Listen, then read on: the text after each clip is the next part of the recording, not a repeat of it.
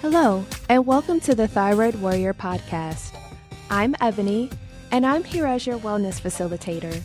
I'm going to be sharing my experiences in managing Hashimoto's disease. I really hope that it'll help you on your personal journey. Keep in mind, however, this does not substitute for medical advice. It is only for your information and motivational purposes only. Now, let's get started. Hello, everyone. I am so excited about this episode. Couple of reminders. I want to make sure that you are aware of my free Facebook community called Healthy Together, and it's all about helping other women learn how to live a happy, healthy, and joy-filled life. And that community is growing. It's supposed to be a very intimate space in which we can come together and talk about all things health and support each other in a non-judgmental way and to really help each other survive and thrive. The other thing I want to remind you of is that if you want to get into that group, you can go to ebonycolina.com/healthy together. The other thing is, don't forget, guys, my thyroid guide is available. You can pick that up at ebonycolina.com/guide. And definitely stay tuned because there are going to be some fun things coming up this quarter. I cannot wait, but you'll just have to stick around like you always do so that we can have fun together. But on today's episode, I want to talk all about protecting your energy. And I didn't understand this concept, but there were a couple of things that happened to me this week that kind of shook me a bit. So I had some things happen this week that kind of shook me a bit, and it really reinforced this idea of protecting your energy. And it's so important. And I've really learned that the hard way over the last couple of years, primarily because I used to be a people pleaser. The only thing I ever wanted to do was make other people happy. And I learned that I burned myself out because I was constantly trying to do all the things only to find out that people really didn't care that much. So if you were going to do it, of course they were going to say, "Oh, okay, go for it." But you know, people are just like, "Oh, okay, go for it." They're not going to know all the time what your limitations are or what your boundaries are unless you tell them. And if you don't do that, it's kind of shame on you, or at least it was shame on me when I initially went through it. And whenever you're not protective of your time, when you're not protective of your thoughts and your energy, ultimately, again, you're going to get burned out and you're also going to get sick, whether you want to acknowledge it or not. And this continued to happen to me over and over and over. So I said, all right, I need to evaluate this because it's a problem. I got my diet together. I got my mindset together. So I thought. I didn't understand this whole boundary setting, so to speak. And it was just really foreign. So I'll give an example. So let's say that me and a group of friends, we're planning an event. It's high stress. It's really, really important. And all of a sudden, one friend's like, And in their mind, they're like, I don't really like doing this, but I know if I ask Ebony and say I'm in a pinch, she'll do it. So what happens? That friend says, hey, I really don't have a lot of time to do this. Do you think you could pick that up? And what did I do? Oh, okay, cool. No problem. I got it. Next friend comes along. Hey, my friend's in town, so I need you to take care of this. All right, I can do that too. No problem. Kind of sort of forgetting the fact that, oh, well, you have a full-time job or you have a family or you have all of the 50 million other things that you've told people that you will do for them. You have to do that too. So what happens? Things fall apart. So I think the thing that I really struggled with was learning how to prioritize those things. And it just, I was hard headed. I'm just going to say it out loud. I was very hard headed. You would have thought that, all right, I got burned out this one time. I got really sick. I got really bad vertigo or dizziness, and I learned my lesson. No, I didn't. I did it over and over and over and over again until there was a day where I could barely stand up. So the question that I had to ask myself, and what I want you to ask yourself as well, is that task or that item going to make you happy or bring you joy? If it doesn't, don't do it. Just it becomes that simple. At first, this was a very foreign concept to me because I'm like, what do you mean if it does? Like, somebody has to do it. But at the same time, do you enjoy doing it? Does it bring you pleasure to serve that person or help that person out? The other thing that you kind of want to start thinking about is this something that's going to be long term? So meaning a lot of times you want to either establish a relationship with said person or organization or thing. And if you think that that could potentially lead you to a career or a job opportunity, how much time are you willing to invest in this thing? The other thing is this going to grow you in some type of way? Meaning, are you going to grow spiritually? Are you going to grow emotionally? Is there a lesson that you can learn from this thing? And if the answer is yes, then definitely consider doing it. But the problem is that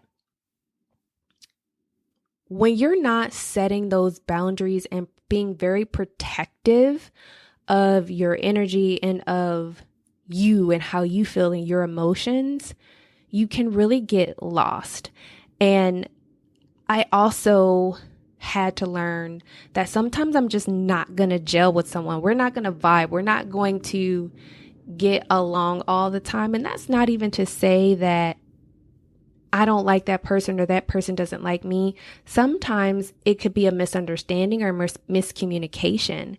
And if that's the case, again, think about it. If that's something that's long term, perhaps, and even if it wasn't long term, how can you mend this with someone? Because sometimes, we can be in our feelings, our cycles can come, we could have had a hard day, and you could have said something you didn't mean. And in that case, are you willing to sit down with that person and say, hey, I know we had a situation in which it was a misunderstanding. I'd really like to sit down and talk to you and figure out how we can salvage this. And in a lot of cases, it turns out to be a miscommunication or you just interpreted something wrong. And that's another reason why I'm not the biggest fan of having those types of conversations via text message, because the message gets so screwed up all the time. And I'm very direct in my text messaging at times. So I don't want to use that as a marker, because I'm very short, because half the time I'm like, oh, okay, you need an answer. Let me answer to you, get straight to the point and be done with it. If I linger, or if I say, oh, I want to give that person a really thoughtful answer, 9 times out of 10, I forget. It's not even that I'm ignoring that person or I don't want to talk. I legitimately forget, because we all know that brain fog is real.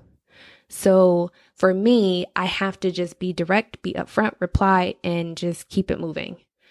But when you're in person with me, it's a very different thing. And I can talk to someone for hours. We might end up falling asleep together, but that's okay. But that's what I mean.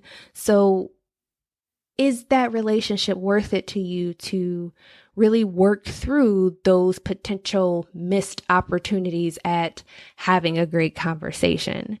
So the last thing I really want you to think about is who's your energy vampire? And I don't know if you remember, I brought this book up a while ago called The Energy Bus. It's an amazing book. I'm just saying. My friend Allie recommended it to me over a year ago. The book is called The Energy Bus by John Gordon, and it's just wonderful. And an energy vampire is basically someone that drains you. And every time you interact with them, you're like, oh my gosh. Like I feel like I worked a full day. I got yelled at. I got beat up. I got thrown in the dryer, taken out, and just sat on the floor. And I'm trying to process what happened. That type of energy vampire. And perhaps it might not be that extreme. However, you know that person that comes to mind when I say that. So write that down. If you're driving, don't do that. But start thinking about that and think about the things that I mentioned earlier.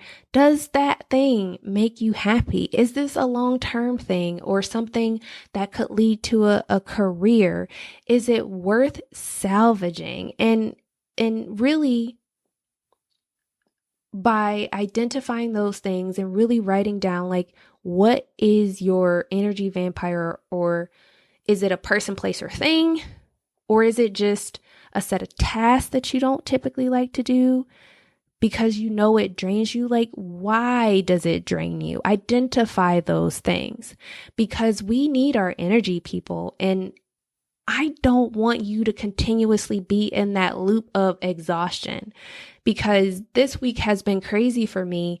And I literally woke up this morning and I had that, I don't want to get out of bed. Can I just sleep a little bit longer, please? And I don't normally have those moments, but because I've had that for the last week or so, I know it's time for me to start evaluating the things I just spoke about. So you also don't have to do this by yourself. That's why I created Healthy Together. That's why I'm always here for you and hanging out on Instagram at Ebony Colina. Message me if you're like, dude, this is hard. I don't know how you did this. Reach out to me. I'm here for you. You're not alone.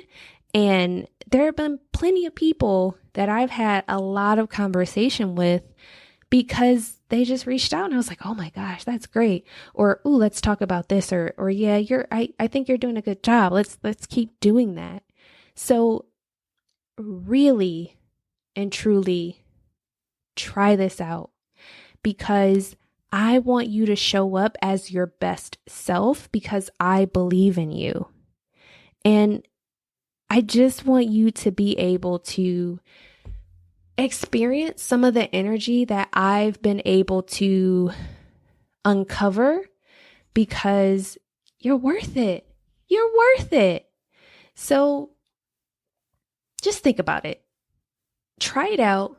See how you feel after, and definitely share some of those wins. Again, I hang out on Instagram at Ebony Colina, and feel free to email me too if you don't want to shout me out on social media. I am at info@ebonycolina.com. And again, as a reminder, you can join my Healthy Together Facebook group at ebonycolina.com/healthy together. And don't forget about my thyroid guide that is available to you at ebonycolina.com/guide. And guys, I want you to be healthy, be whole, and be well. Take care. Okay, thyroid warriors, get out there and take things one step at a time. Remember, be great, reflect on your triumphs, and as always, be well. Take care.